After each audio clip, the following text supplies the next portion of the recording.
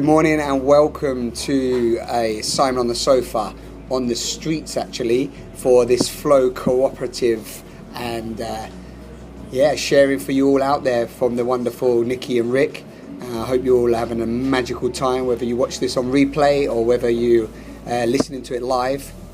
So I'm actually sat in a cafe right now, beautiful cafe called Soul Food, and I've synchronistically continued to meet this wonderful man called Keith. He's here with me now, and we're going to just share a little conversation around what we're going to speak around. Well, we decided that we'll talk about the subject of truth. Yeah, the subject of truth. Yeah, and what does that mean? And you said something lovely, because I said to you, like, the world is just beautiful, the world is magic, and then you started to share something. What was you saying? Yeah, what I was pointing at was the importance of being truthful to one another. It entails, of course, a lot of things, but I think the bottom line to most of our problems is deception and not being true.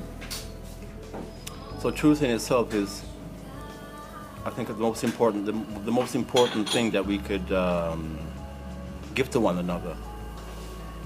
It will solve an immense amount of problems, both in personal lives, in family lives, in our own children's lives, and about everybody's lives, actually. Yeah, beautiful. Yeah, and we was also talking about the power of communication from that place, weren't we? Like, you was sharing to me that you had that wonderful sharing with your sister and how you went back and journeyed back and just had those conversations. And I said to you about the power of healing conversations, rather than it be about you need fixing, or you need this, or you need that. It's more about just being able to show up and have those very authentic, and just authentic, powerful conversations. Yeah, it's very true. I mean, I was just talking to you a bit about my past, and I was mentioning to you about how me and my sister, about a week ago, decided to have a deep talk about our own past, growing up in our own family, and the problems we went through as a family, the problems our mother and fathers went through. We talked a lot about how we didn't understand at that time the personal problems, mostly because nobody spoke to us as children, our mothers and our fathers. They didn't actually present to us that they were having a problem. We were onlookers on the outside, instead of being an integral part of the problem itself, or solving the problem, or finding a solution to the problem. And kids, they have amazing amount of talent for giving the right answers or coming up with great solutions. So we were discussing a lot about that, and we realized that we weren't of any help to our mothers and fathers, because they never addressed the problem with us. They never asked for our opinions, so therefore we were not able to help them. That was an interesting point that we realized. Powerful. It was powerful. As we grew older, we of course began to understand things from another viewpoint. We began to, as ourselves as parents and having lived, we began to understand that there were actually two adult people facing the same everyday problems like millions face, and also going through the same difficulties, simply because they never had anybody maybe they could discuss their problems with in depth, or they never sought for friends or family to actually come in and be a third party, Yeah. and give them a helping hand, you know. Yeah. So it's very, very important when you got problems to be open for help. Yeah, to ask for help. To ask for help. Yeah, it's not a weakness. I mean, we're all feeble, fragile people, and in one way or the other, we all need help in one area of our lives or another. So it's very important to understand this. It's essential, actually, because too many people who suffer simply because they're maybe too proud to ask for help, too proud to go for counseling, or too proud to just admit they have a problem because it just doesn't look good. And that in itself is a problem, because if you're going through life just trying to keep up face, it's going to catch up with you one day or the other. Yeah, wonderful, wonderful. So much there, so much richness, and just that, the vulnerability of asking, isn't it? It's just moving beyond the vulnerability of asking, and we said that, didn't we? Like using vulnerability as that tool, because I remember the beginning of our conversation was about how everything's sort of reversed and flipped and backwards, because it's even the same with our communication, It's like the vulnerability is the truth. I said that let go to receive, and you said one as well, didn't you? Which one did you say? Well, yeah, let go to receive. The thing is that, we have to learn to simply realize that we're all vulnerable, actually, and none of us are beyond, making mistakes or needing help. And I think that everybody deep down understands this and knows this, but the problem is often that, we have to keep up appearances, or people feel they need to keep up appearances of being self-sufficient, that they don't need outside extra help, But it's very important to, come to grips with the fact that we're all human, we're all weak, we all need help, and we can all help each other in one way or the other. Yeah, that's lovely. Beautiful. And just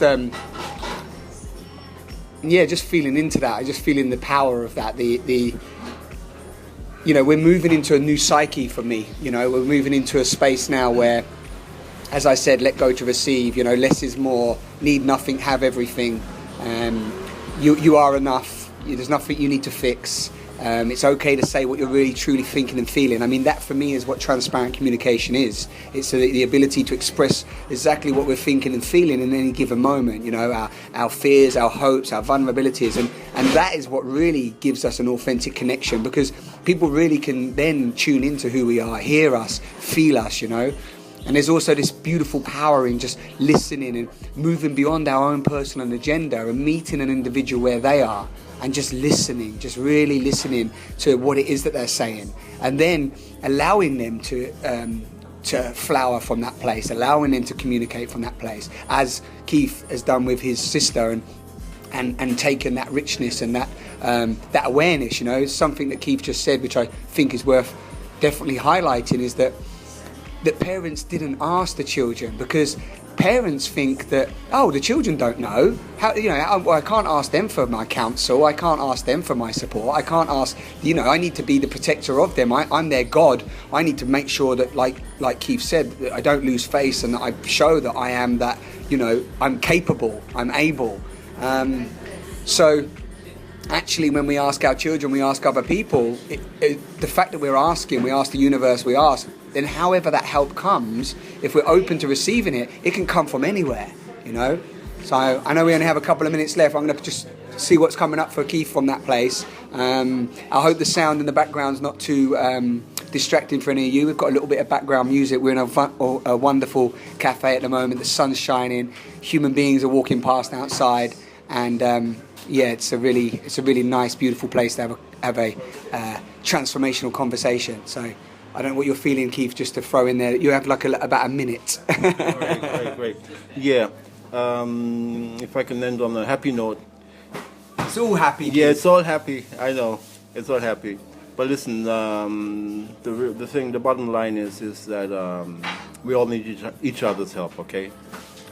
And nothing we do or say is insignificant. A good word can go a long way. It really can. And just learning to be ourselves, learning to feel accepted for who we are deep down, not being afraid to show who we really are, not being afraid to show the soft side of us, just be thankful for who you are, the way God made you, the vulnerabilities are beautiful too, He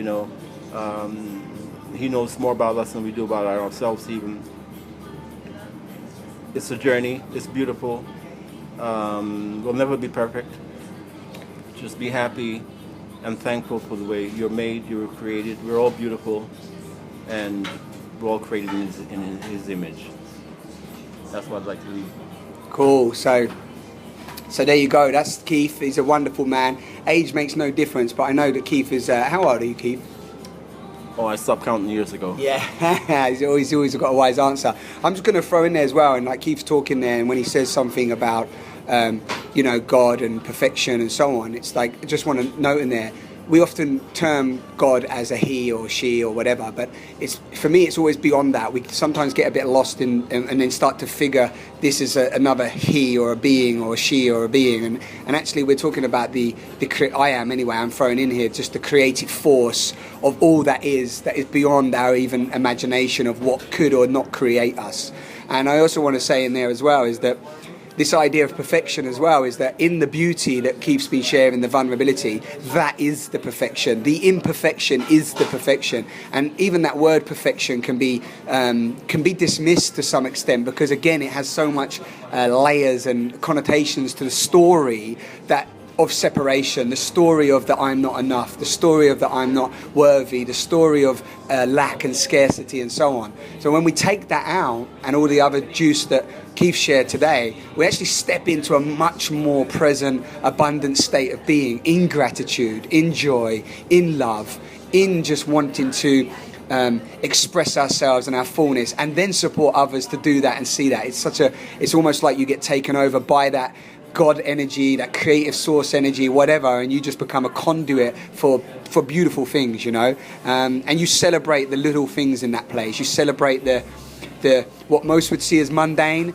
you see as profound, It's profane, you can't say profane, can you? No, profound, yeah. So anyway, I think we're going over time, guys, but I want to just say, listen, this is a flow cooperative production. This is about everyday connections. I'm out today sending you some love wherever you are, wherever you're receiving this, and I'm going to let Keith have the last 5 seconds and say thank you as always to Nikki and Rick. Thank you for this opportunity to connect to other people all around the world. Buzzing on life, loving the experience, and serving the birth of a new earth. So whatever that means, enjoy your days. Keith, you have... Thanks a lot. Thanks for having me. Remember, a little goes a long way. Okay, a little bit of love goes a long, long way. So keep giving a little bit of love. It's not about the big love, it's about the little love every day.